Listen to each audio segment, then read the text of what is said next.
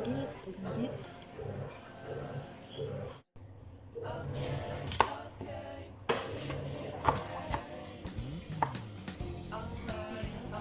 Spice na siya.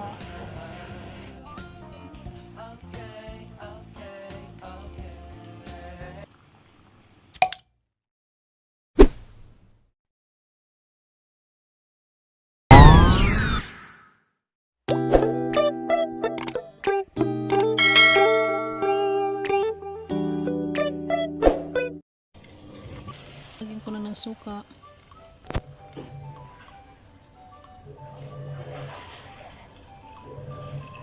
Kunting tubig. Para may sabaw-sabaw tsaka para hindi masyadong maasim.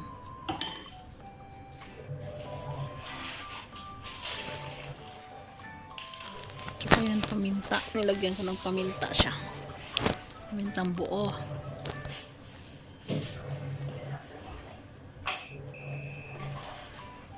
Lagay ko ng asin.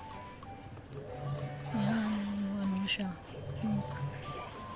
Hindi masyadong maalat. Yung mga yan, salt.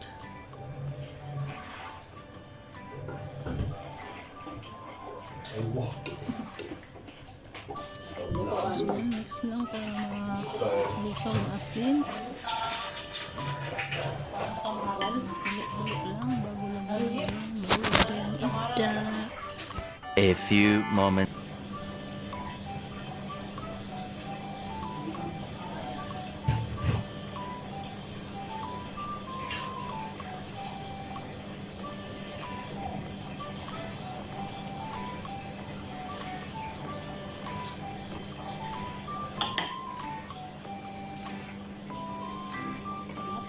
Para maluto.